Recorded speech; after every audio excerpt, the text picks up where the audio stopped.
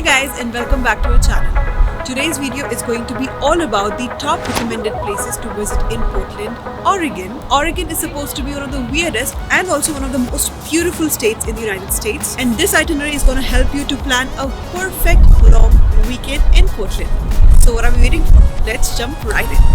Number 1. Multnomah Falls. My first recommendation is to visit Oregon's most celebrated and tallest waterfall, popularly known as Multnomah Falls. These falls are an hour drive from Portland and are situated in the Columbia River Gorge. There are many tours that take you to this beautiful falls, but if you are traveling solo, just like me, I would personally recommend taking this tried and tested 8-hour tour with Terran Travels worth $170. This trip includes a pickup and drop off to your hotel in Portland in a small, comfortable bus, gorgeous photo and hiking opportunities at the falls and Mount Hood, visit to multiple wineries, light lunch, and most of all, ample opportunities to make some new friends. So let's talk about our first recommended spot, the gorgeous Multnomah Falls. The hike at the falls is an easy 2.4 miles round trip and is absolutely worth the view. Also, there is an observation bridge at the halfway point of the cascade with the breathtaking views of the waterfall. The closer you get to the falls, the view becomes more stunningly unreal. Another good thing about these falls is that if you don't want to hike, you can see these falls from the highway. But I would highly recommend at least parking and viewing the falls from the entrance. Right at the entrance where you start the hike, you will find this cozy historic Multnomah Falls Lodge and serves the millions who visit annually with a gift shop, restaurant, restrooms, and coffee shops. No lodging here though. If you're lucky enough, you will see some salmon floating in the pond here as well. In short, these falls are absolutely worth visiting when in Portland. Number 2. Wine tasting. When you are in an area that produces some of the world's top Pinot Noir and is home to more than 500 wineries, you cannot leave without heading to a few wineries. If you have more time, I would recommend heading to Dundee Hills. The first winery was known as Marchesi, and being here felt like being transported to the Italian countryside. With their Tuscan-style tasting room and reserve tasting flight, Marchesi Vineyard serves as one of the best locally recommended hangout spots. You can also pair it with their charcuterie boards and freshly baked bread. Please note that the tasting is not included in the price of the ticket. After we were done with this winery, we visited the Stave and Stone Wine Estates for some more Portland's finest wines and also for lunch. As mentioned earlier, light lunch is included, and if you end up taking this tour, don't choose anything other than the artichoke dip because oh my god. I ended up ordering a premium flight here, which came with some delicious pairings. This wine estate has a deck with beautiful views of Mount Adams, a beautiful indoor tasting room, and the lavender fields next door. Number 3. Mount Hood. My next recommendation is to visit this 11,249 feet high glacier-clad Mount Hood, which is nationally known for several alpine ski areas, especially Timberline, which receives so much snow that it has the longest ski season in North America. Timberline Lodge is the most impressive structure on Mount Hood. While visiting Timberline Lodge, take time to wander throughout the public areas of the lodge, take lots of photos of the mountain, and don't miss out on the snow-capped dream, the most amazing cup of hot chocolate. And if you want, you can make it Irish too. You know what I mean. Number 4. Huber's Cafe. My next recommendation is to visit Oregon's oldest restaurant, Huber's Cafe, which is also synonymous with Spanish coffee. Founded in 1879, this restaurant is very popular because of the tableside ritual, meticulously lighting overproof rum and triple sec on fire, caramelizing the sugary ring around the rim of the glass, then topping it off with coffee liqueur and dollop of whipped cream and dusting of nutmeg. Huber's is famous for 4 things: its dark panel dining room and atrium in the landmark Railway Exchange building, its turkey dinner, and its flaming Spanish coffee. Number 5. Japanese Garden in Portland. Next on my list is to visit the Portland's Japanese Garden, which is proclaimed as one of the most authentic Japanese gardens outside of Japan.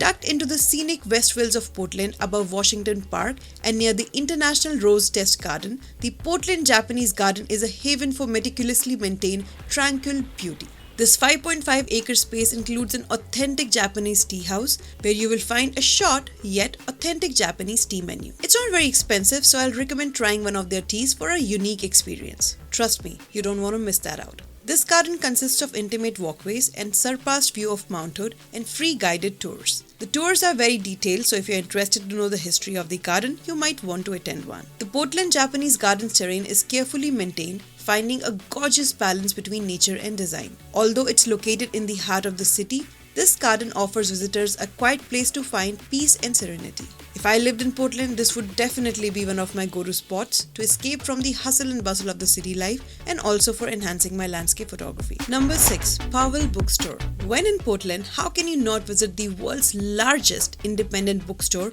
for new and used books? This place is incredible with a huge collection of books, magazines and publications. It is located in Portland downtown. This building is considered as one of the coolest bookstores in the world and is divided into 3 floors separated into 9 large groups organized by color. But what interested me the most is the Rare Room, which is an exclusive room that holds an impressive collection of autographed first editions and other collectibles volumes. Fun fact, the most expensive book in the Rare Room cost $350,000. And of course, they don't keep it out in the open, but they keep it inside a safe. Interesting, right? Number 7. Portland Aerial Tram. My next recommendation is to ride the Portland Aerial Tram. This is one of the best and the cheapest ways to enjoy the epic Portland city views from the top. This tram was initially built in 2007 to carry students, doctors and patients to and from the Oregon Health and Science University. But the amazing views from the ride above the forested hills of southwest Portland made it an instant tourist favorite. This tram departs about every 5 minutes and takes 4 minutes to complete a one-way trip. A single round-trip fare is $5.65. Number 8. Visit a pop-up selfie playland. My next recommendation might not be available at the time you visit, but if it is, you should surely visit this fun joy store in downtown Portland. This place is all about experiencing joy through a series of themed galleries filled with balloons. Let's hear it from the founder himself. Hi, I'm Cameron Messmer. I'm the artist of this wonderful joy store here. We have about 10 different rooms, all based on joy and happiness. And come on, see the first room. It's called the Balloon Typhoon. Filled with hundreds of flying balloons. You are bound to be behaving like kids here. The other rooms also included the disco or party room with hundreds of disco balloons, the summer room, the rain room with umbrella props, the sea room with a huge octopus monster. The point is to let the kid inside you just have fun. There also is a space place room here with the solar system installations. But my favorite is this room. There is definitely a lot of zen in this room, and with that worm-like structure and sound in the background, it just scored the most marks for me. This place runs on donations and has no entrance fee. So now you tell me, how can you not like this fun place, right? Number 9. Luklac Restaurant. My next recommendation is food related because food is a huge part of Portland. So of course I had to check out some of the locally recommended eateries. Located in the downtown area, Luklac is a busy restaurant with a super hip and modern decor and a bar in the middle. So I'm going to try the Vietnamese food for the first time. How it works here is you can either get a table inside if it's available, and then you'll still have to get utensils from a different place. So it's a little different from a regular restaurant. If they don't have space inside, they will let you sit outside. It's not properly heated, but it's still better than outside like a patio. Now there's a buzzer on this table, and once my food is ready, they will let me know. They will buzzer it, and I'll go and I'll pick it up from the window. And then once I have the food, I'll bring it back here, and then I'll let you know how the food was. Hoping for the best. So I ordered some specialities of Luklac. One was the coconut shrimp and the other one was a peanut curry.